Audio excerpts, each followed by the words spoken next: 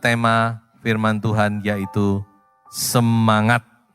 Mari kita bersama-sama membaca di dalam Amsal 18 ayat yang ke-14.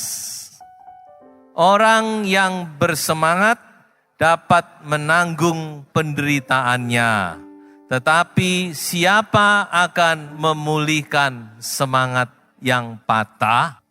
Diakhiri dengan satu pertanyaan, ya. Siapa yang dapat memulihkan semangat yang patah? Saudara-saudara, semangat itu sangat penting. Dalam segenap kehidupan kita, itu sangat dibutuhkan, saudara. Dikatakan bahwa kalau orang itu punya semangat, maka segala perkara, segala pekerjaan yang sulit sekalipun, itu akan terasa mudah. Tetapi sebaliknya, kalau seseorang itu sudah tidak punya semangat, saudara-saudara, maka segala pekerjaan itu walaupun mudah akan terasa sulit. Penderitaan-penderitaan akan terasa berat untuk dilewati. Sebab itu saya katakan bahwa semangat itu satu unsur yang tidak kelihatan, tetapi sangat dibutuhkan di dalam kehidupan kita. Masalahnya adalah, kalau semangat itu sudah pudar, sudah patah, sudah tidak punya lagi, bagaimana untuk memulihkan? Seringkali rasanya kepingin gitu ya, punya semangat, tapi kayaknya sulit. Nah, seperti ayat tadi dikatakan, kalau semangat itu sudah patah, sudah pudar, gimana caranya untuk memulihkan? Nah, Alkitab kita punya jawabannya, saudara. Dan bahkan Alkitab kita ini ahli. Tuhan kita ini ahlinya untuk memulihkan semangat. Mari kita bersama-sama membaca Yesaya pasal 40 ayat 28 sampai ayat yang ke-31. Tidakkah kau tahu dan tidakkah kau dengar, Tuhan ialah Allah kekal yang menciptakan bumi dari ujung ke ujung. Ia tidak menjadi lelah dan tidak menjadi lesu, tidak terduga pengertiannya. Dia memberi kekuatan kepada yang lelah dan menambah semangat kepada yang tiada berdaya. Orang-orang muda menjadi lelah dan lesu, dan teruna-teruna jatuh tersandung. Tetapi orang-orang yang menanti-nantikan Tuhan mendapat kekuatan baru.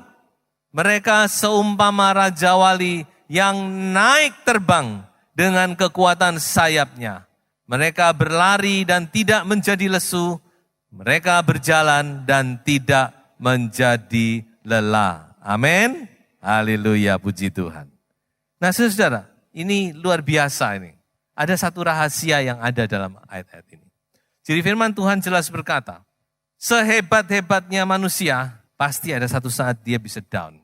Orang muda bisa menjadi lelah, orang yang perkasa, teruna, dan sebagainya bisa jatuh. Tetapi dikatakan, orang yang menanti-nantikan Tuhan, dia akan membaharui kekuatannya. Bukan berarti kita tidak bisa lelah, tidak bisa capek, tidak bisa down. Bisa. Namun, di sini ada satu janji Tuhan. Saat kita sudah kehilangan kekuatan, kita kehilangan semangat, lalu kita datang kepada Tuhan, kita menanti-nantikan Tuhan. Maka kita akan dibaharui, saudara-saudara. Dan kita akan seperti Raja Wali, kembali kita mengembangkan sayap. Dan kita naik terbang tinggi, mengatasi segala badai kehidupan. Ini janji Tuhan. Orang-orang yang sudah capek, sudah lelah. Ya mungkin ada, bahkan mungkin banyak di antara saudara yang sudah lelah menghadapi tantangan hidup. Menghadapi masalah, problema dalam hidup. Saudara sepertinya mau menyerah. Firman Tuhan berkata, nantikan Tuhan. Tuhan akan membaharui kekuatanmu. Dan kau akan seperti Raja Wali yang naik terbang tinggi mengatasi segala perkara. Ya, ada satu rahasia. Caranya yaitu menanti-nantikan Tuhan. Saudara, ternyata ketika saya selidiki, kata menanti itu sangat menarik. Di dalam bahasa Ibrani, bahasa asli Alkitab, kata menanti itu dipakai kata kava. Kava ini diterjemahkan menanti, mencari, berharap, mengharapkan sesuatu, itu terjemahan daripada kata kava. Tetapi kata kava ini secara hurufiah dia punya arti. Itu adalah memelintir seutas tali. Saudara pernah enggak bikin tali dari beberapa tali kecil dijadikan lebih kuat, dipelintir. Nah itulah kava. Dari serabut-serabut yang halus mungkin, yang kecil mungkin, kita buat menjadi sebuah tali. Nah kita tahu bahwa sebuah tali itu pada umumnya itu bukan cuma langsung jadi, kecuali ya tali plastik. Tapi hampir keseluruhan tali itu berasal dari serabut yang kecil. Saudara. Apalagi yang namanya tampar. Ya. Dari serabut yang kecil. Benang juga gitu. Kalau saudara tidak percaya, saudara beli benang bol. Saudara pelintir balik. Saudara akan lihat itu terjadi dari serabut. Ternyata benang bol itu bukan jadi gitu. Tapi dari benang-benang kecil yang dipelintir-pelintir jadi benang bol. Nah itulah kava. Jadi membuat sebuah tali dengan memelintir, memilin. Nah kita tahu bahwa ketika serabut itu makin banyak, maka tali itu akan menjadi makin kuat. Nah ini kava. Nah coba kita sekarang baca satu ayat. Di dalam Pengkhotbah pasal 4 ayat 9 dan 12. Berdua lebih baik daripada seorang diri. Karena mereka menerima upah yang baik dalam jerih payah mereka. Karena kalau mereka jatuh, yang seorang mengangkat temannya. Tetapi why orang yang jatuh yang tidak mempunyai orang lain untuk mengangkatnya. Juga kalau orang tidur berdua, mereka menjadi panas. Tetapi bagaimana seorang saja dapat menjadi panas? Dan ayat 12, dan bila mana seorang dapat dialahkan, dua orang akan dapat bertahan. Tali 3 lembar tak mudah diputuskan. Nah ini kava. Heran ya firman Tuhan. Kok menanti bisa dipakai kata kava, padahal ada kata-kata yang lain. Jadi dikatakan saudara-saudara, kita ini seperti tali ya. Kalau kita sendirian, kita mudah down. Kalau down ya down sendiri. Tidak ada yang bisa mengangkat. Tidak ada yang bisa mengingatkan.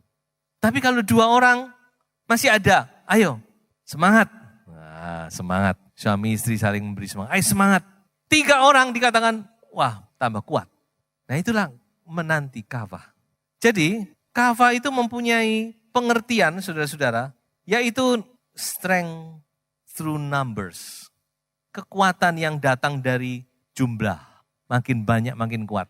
Atau strength through union. Kekuatan yang berasal dari penyatuan. Seperti tali tadi.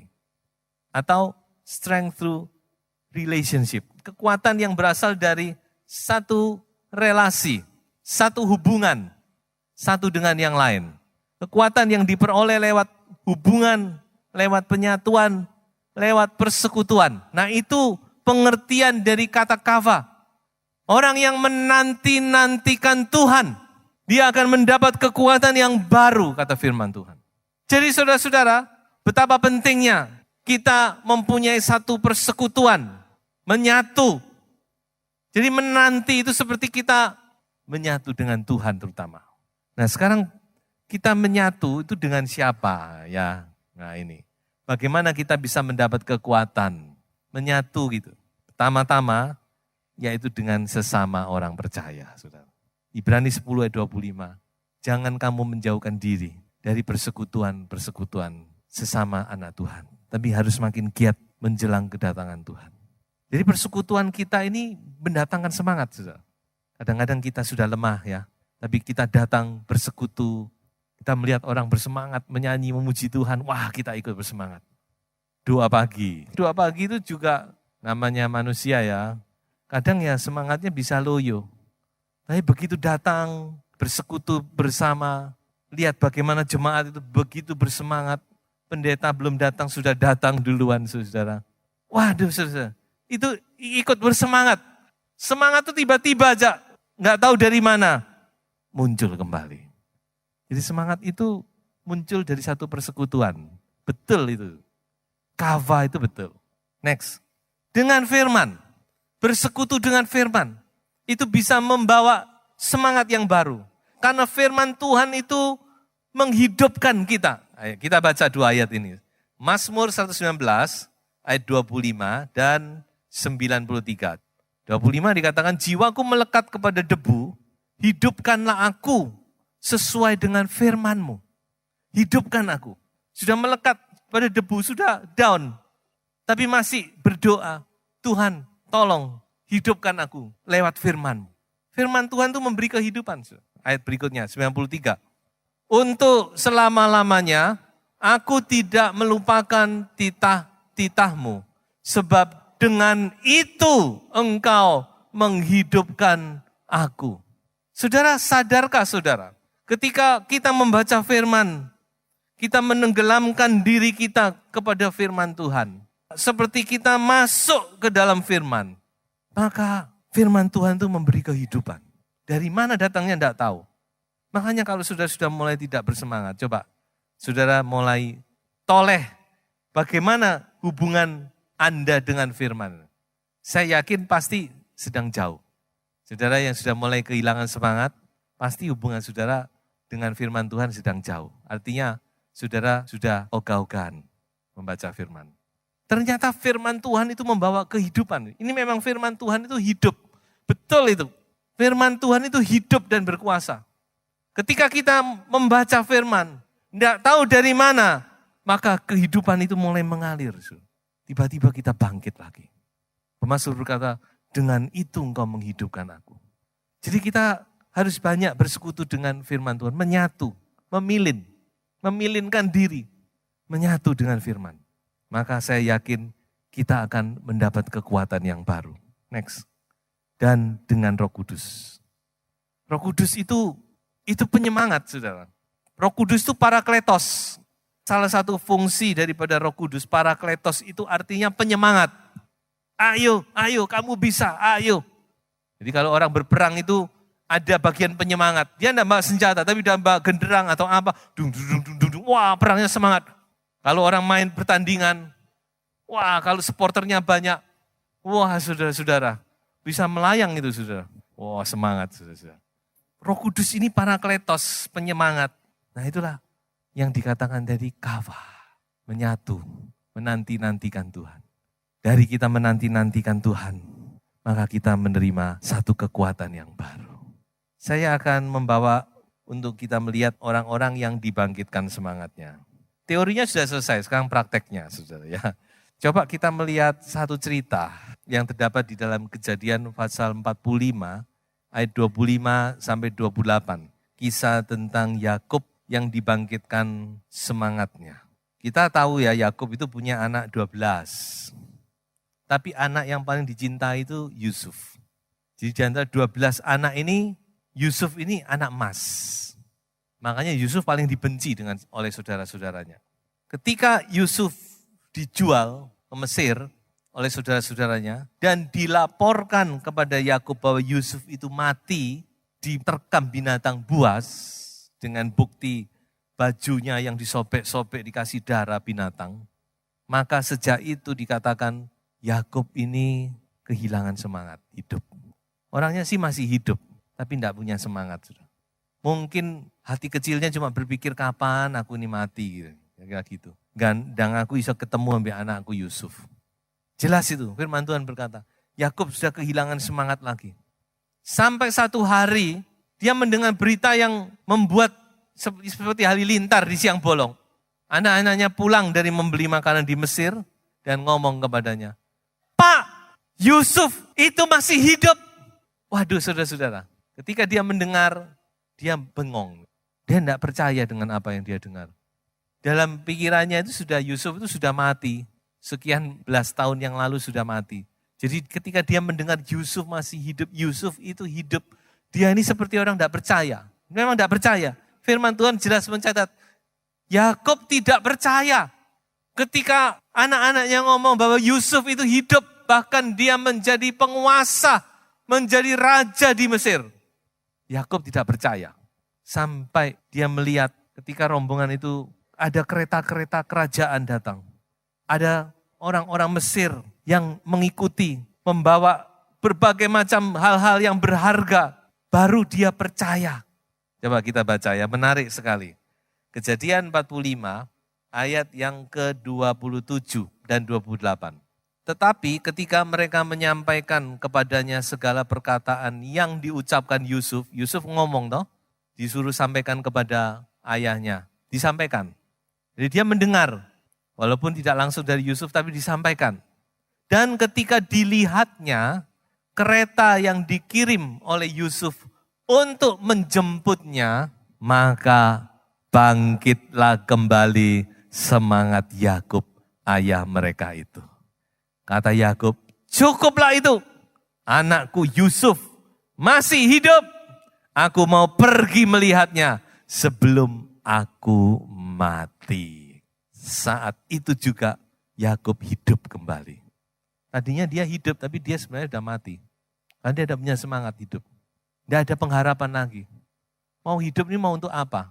Sudah putus harap. Hidup itu cuma jalani tok karena harus hidup. Paulus berkata kalau aku harus hidup. Tapi Paulus dengan nada positif. Kalau Yakub ini sudah nadanya negatif. Tetapi hari itu Yakub dipulihkan, saudara. Firman Tuhan berkata saat itu bangkitlah semangatnya.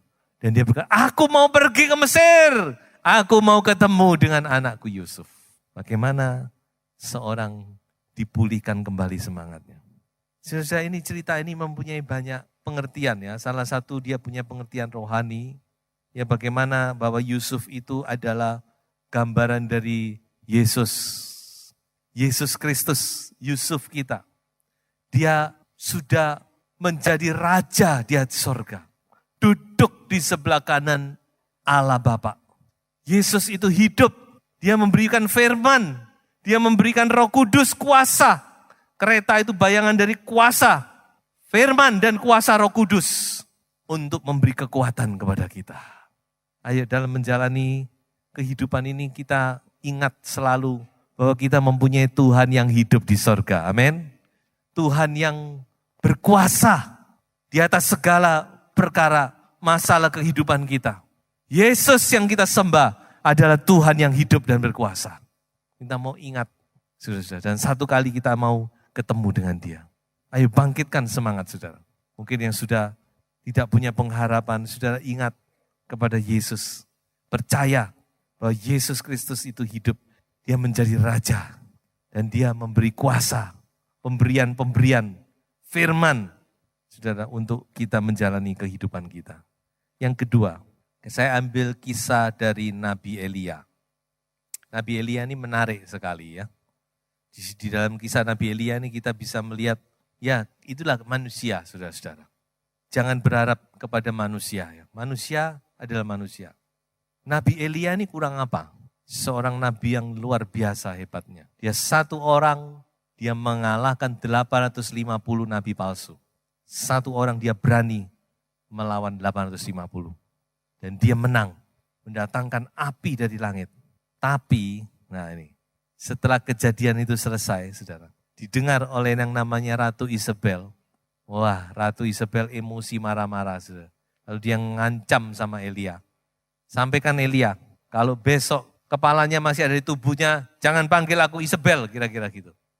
Saudara-saudara tahu, Nabi Elia yang gagah perkasa, yang luar biasa itu, diancam oleh Ratu Isabel, ketakutan, saudara-saudara.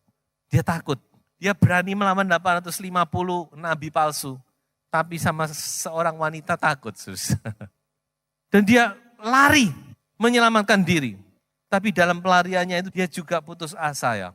Mungkin dia juga kecewa kepada dirinya sendiri.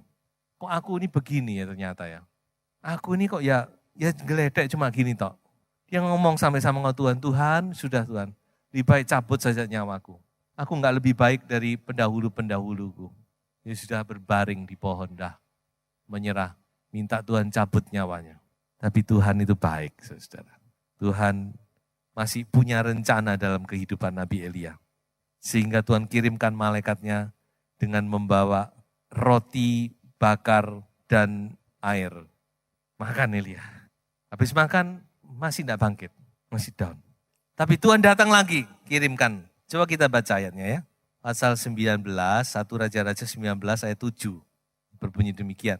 Tetapi malaikat Tuhan datang untuk kedua kalinya dan menyentuh dia serta berkata, bangunlah, makanlah. Sebab kalau tidak perjalananmu nanti terlalu jauh bagimu. Artinya apa? Artinya rencana Tuhan itu masih jauh. Kadang-kadang kita merasa sudah mentok di sini sudah. Kayaknya udah nggak ada harapan, ini sudah garis finish. Tidak, saudara-saudara. Rencana Tuhan masih jauh. Tuhan masih mau pakai saudara untuk menjadi berkat bagi banyak orang. Amin. Belum finish. Elia sudah menganggap finish. Belum. Dia masih harus melakukan banyak hal. Dia harus mengurapi 3 orang lagi. 2 raja, 1 nabi penerusnya. Jadi Tuhan kata, jalananmu masih jauh. Karena itu kamu harus makan dan minum. Supaya kamu kuat. Dan kamu lanjutkan perjalanan ini. Lanjutkan pekerjaan ini. Lanjutkan pelayanan ini. Jangan berhenti. Dan Elia makan lagi, minum lagi. Dan kali ini dia mendapat kekuatan yang baru. Saudara. Dikatakan dia bangkit. Dan dia berjalan 40 hari 40 malam. Naik sampai ke Gunung Horeb. Ketemu dengan Tuhan. Jadi saudara-saudara, Tuhan masih punya rencana dalam hidup Anda. Sebab itu ayo kita makan dan minum. Makan dan minum ini bicara tentang firman dan Roh Kudus. Air itu bicara tentang Roh Kudus. Roti itu bicara tentang mana rohani, firman Tuhan. Kita dengan firman Tuhan, kita bersekutu dengan Roh Kudus, kita mendapat kekuatan yang baru. Dan kita melanjutkan perjalanan hidup ini. Dan contoh yang ketiga, saya ambil dari cerita Nehemia. Nehemia adalah pemimpin yang memimpin bangsa Yahudi pulang dari Babel. Dia adalah gelombang ketiga. Yang pertama itu Zerubabel, yang kedua Esra, yang ketiga Nehemia. Dia dipanggil oleh Tuhan, digerakkan untuk membawa sebagian bangsa Yahudi kembali dari Babel ke Yerusalem dengan satu tujuan, yaitu membangun tembok kota Yerusalem. Benteng Yerusalem yang sudah hancur selama kurang lebih 1 abad sejak mereka dihancurkan oleh Babel. Jadi dia adalah gelombang ketiga, orang ketiga. Kalau saudara membaca di dalam kitab Nehemia, maka saudara akan melihat bahwa Nehemia ini menghadapi tantangan yang luar biasa. Dia tidak serta-merta langsung dengan mudah membangun, tapi dia benar-benar menghadapi banyak kesulitan, banyak tantangan, banyak masalah dari luar, dari dalam. Dia diintimidasi, diejek, diolok-olok, diancam mau dibunuh, mau dengan tipu musik, pokok dia banyak mengalami masalah. Termasuk juga orang-orang yang mulai membangun itu juga menghadapi ancaman, menghadapi intimidasi, saudara. Sehingga dikatakan apa? Mereka menjadi loyo semangat. Pertamanya semangat, semangat. Nehemia kumpulkan mereka, ayo kita mulai membangun, ayo, wah semangat. 1, 2, 3, 4, 5 hari, seminggu, 2 minggu. Setelah tantangan mulai intimidasi, ancaman dan sebagainya ya. Mereka pun mulai loyo. Saudara. Firman Tuhan berkata apa? Kekuatan mereka merosot. Nehemia pasal 4 ayat 10. Nehemia mendapat laporan bahwa orang-orang yang membangun itu kekuatannya mulai merosot. Berkatalah orang Yehuda, kekuatan para pengangkat sudah merosot dan puing masih sangat banyak.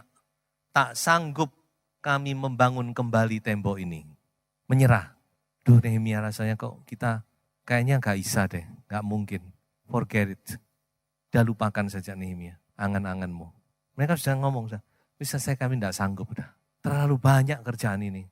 Rasanya gimana membangun sekian banyak, sedangkan diancam, mulai semangatnya mulai turun sudah. Tapi untung ya, Nehemia ini teguh sekali. Dia bangkit, dia gak ikut terbawa arus. Nah inilah seorang pemimpin ya. Dia gak ikut terbawa arus, tapi dia menguatkan dirinya, dia bangkit. Dan dia mulai mendorong mereka. Ayat 14, ku amati semuanya, lalu bangun berdiri, ini Nehemia, dan berkata kepada para pemuka dan para penguasa, dan kepada orang-orang yang lain. Jangan kamu takut terhadap mereka. Ingatlah kepada Tuhan yang maha besar dan dahsyat. Dan berperanglah untuk saudara-saudaramu, untuk anak-anak lelaki, dan anak-anak perempuanmu, untuk istrimu, dan rumahmu. Jadi Nehemia bangkit dan dia menyemangati orang-orang itu. Ayo, jangan takut. Kita punya Tuhan yang luar biasa. Ayo maju. Kita bangun terus. Bukan hanya untuk kita, tapi untuk generasi kita yang akan datang juga. Wah ini.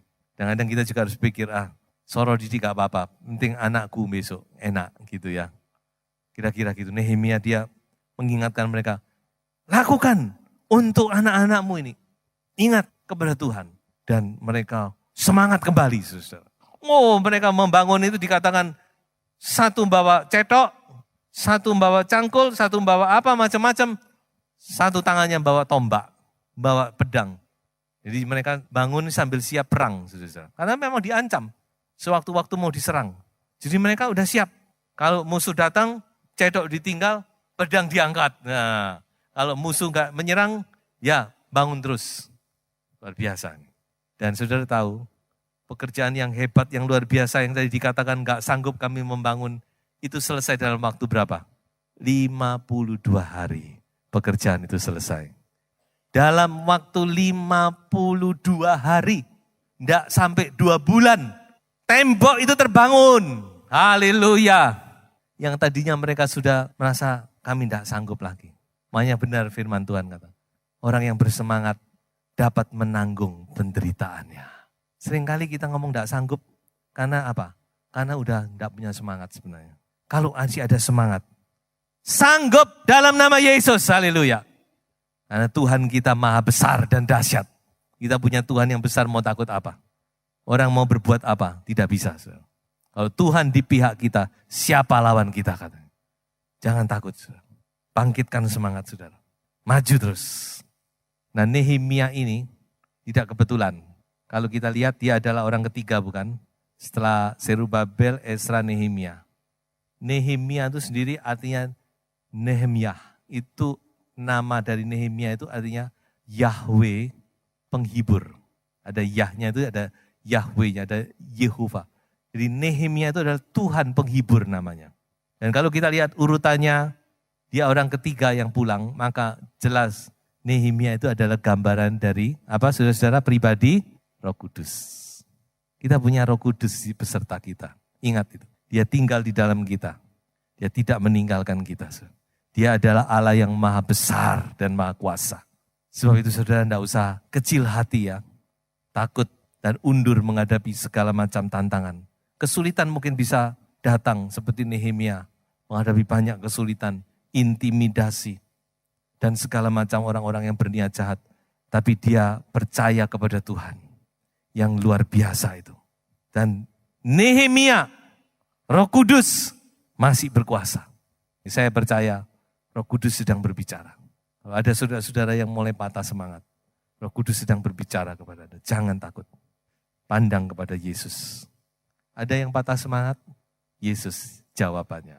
Dia adalah Tuhan yang spesialis, saya katakan, membangkitkan semangat orang. Coba kita baca ayat terakhir ini. Ini adalah ayat nubuatan dari Yesaya. Bulu yang patah terkulai tidak akan diputuskannya. Sumbu yang pudar nyalanya tidak akan dipadamkannya sampai ia menjadikan hukum itu menang. Haleluya. Kemuliaan bagi nama Tuhan Yesus Kristus.